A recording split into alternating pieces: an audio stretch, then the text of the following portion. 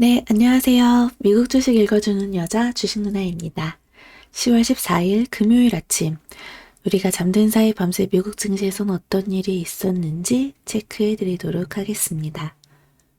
네, 뉴욕 증시 급등해서 마무리가 되었습니다. 너무 기분 좋죠?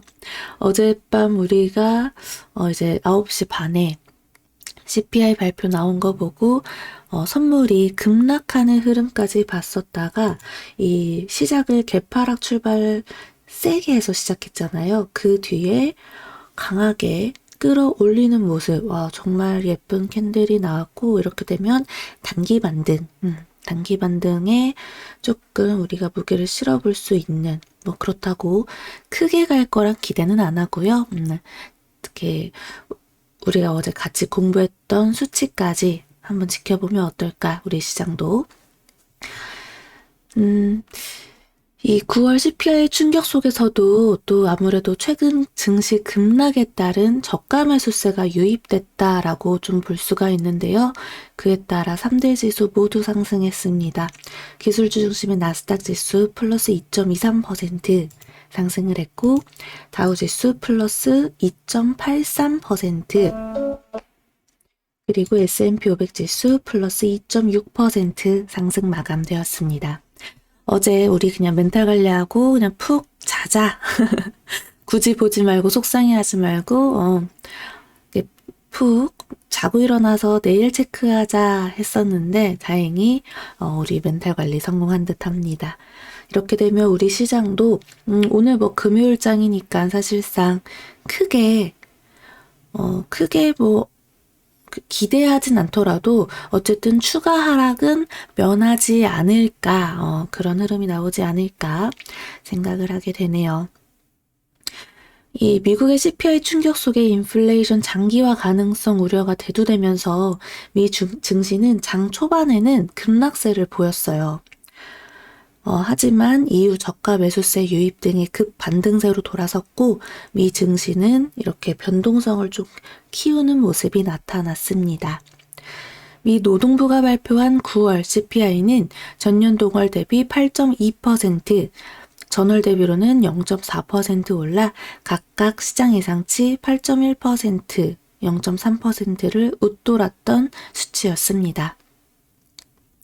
특히 지난 6월 9.1%, 7월 8.5%, 8월 8.3%, 9월 8.2%로 인플레이션이 소폭 하향세를 보이고는 있지만 모두 8%를 웃도는 수준을 유지하며 인플레이션 장기화 우려를 키웠습니다.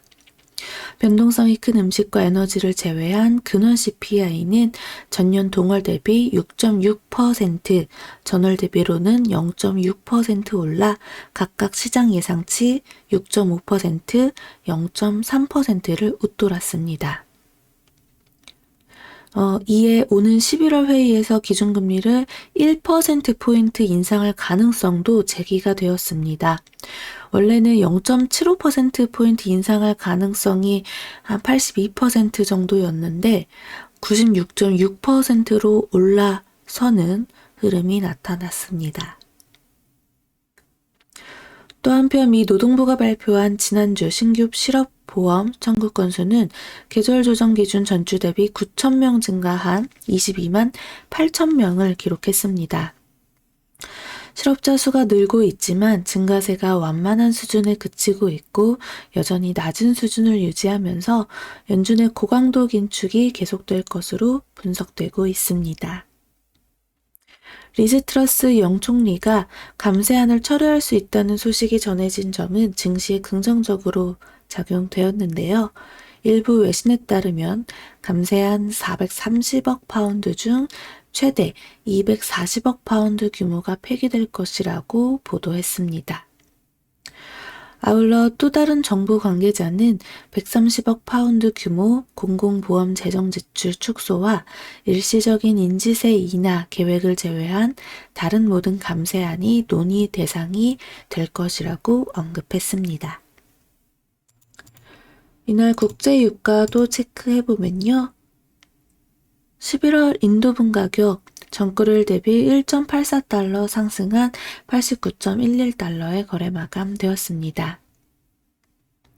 미 국채 가격도 한번 좀 체크를 해볼게요.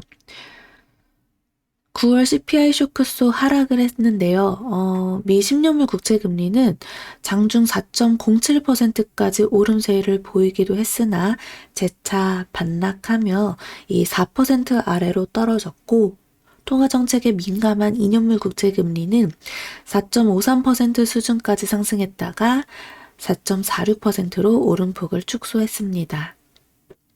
또 달러화는 9월 CPI 쇼크 속에서도 영국 감세 유턴에 따른 위험 선호 심리에 하락을 했고, 대표적인 안전자산인 금 가격은 소폭 하락 마감되었습니다. 네, 업종별로 보면요.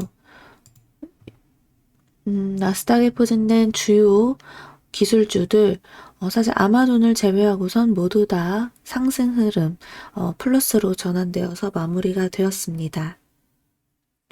다른 종목들, 이제 반도체 쪽이라든가, 이렇게 그동안 계속 힘을 못 썼던 전 종목이 그래도 모두 다 좋은 흐름으로 마무리가 됐다라는 거 체크하시면 되겠습니다.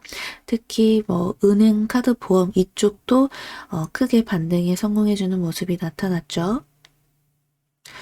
그동안 지지부진했던 여행항공 쪽에서도 라스베가스 샌즈를 제외하고서는 또 좋은 괜찮은 흐름이 나타났습니다.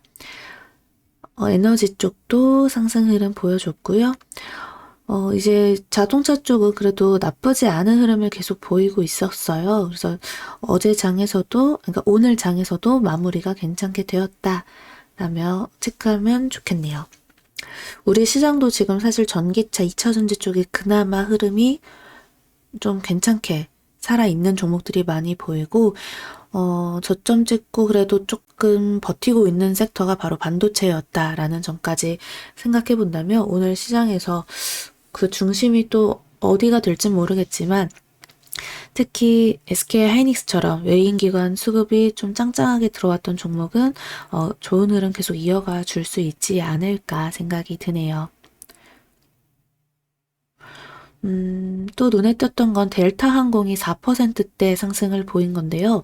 분기 매출이 팬데믹 이전 수준을 웃돌았다라는 소식이 들리면서 상승 흐름을 만들어냈습니다. 우리 시장도 지금 항공주들 정말 어려운 흐름을 겪고 있는데 이제 달러가 올라가고 또 유가가 또 높은 상태에서 유지되고 하다 보니 악재로 작용될 수밖에 없죠. 하지만 조금 더 보유하신 분들은 이제 물리신 분들 버티셔서 이 분기 매출 나중에 이 코로나 이전 수준으로 끌어올리는 그런 흐름 나올 때까지 조금 버텨보시면 어떨까. 그럼 다시금 좀 상승 전환으로 움직여주는 흐름도 나올 수 있고 또 이제 더 길게 본다면 사실 한 2년 정도 1, 2년 후를 보고 투자해둔 상태라면 그냥 지금은 유배 계좌에 보내놓고 신경 쓰지 않는 게 가장 베스트지 않을까 싶네요. 자, 오늘 시장 그래도 한실은 좀 놓고 편안하게 볼 수 있지 않을까 싶습니다. 어제 시장 코스피 최저치로 끝났습니다. 이건 즉 CPI 발표를 앞두고 어느 정도 선반영이 된 거거든요. 우려감이 모두 다 선반영이 되었던 점이기 때문에 우리 시장 오늘 어제의 이 음봉을 어떤 식으로 잡아먹는 흐름이 나오느냐 지켜보는 게 되게 오늘의 관전 포인트가 되지 않을까 싶네요. 그러니까 어제 아무것도 하지 않고 가만히 차분히 시장 대응을 하신 분들이 오히려 오늘 승리할 수 있는 그런 시장이 되지 않을까 기대해 보면서 오늘 시장도 우리 화이팅 해보도록 하겠습니다. 자, 오늘 금요일장입니다. 시간이 정말 빨리 가요. 벌써 한 주가 지나서 마지막 장이 왔는데요. 오늘 금요일장 마무리 잘 하시길 바라고요.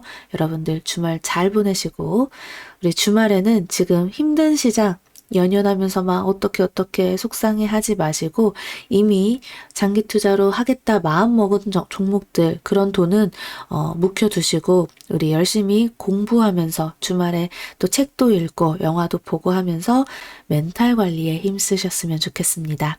스트레스 받으면 없던 병도 생기는 거 아시죠? 우리 건강이 최우선이라는 거 꼭 명심하면서 즐겁게 오늘 하루도 행복하게 보내셨으면 좋겠어요. 자, 그럼 이상 미국 주식 알려주는 여자 주식 누나였습니다. 또 만나요.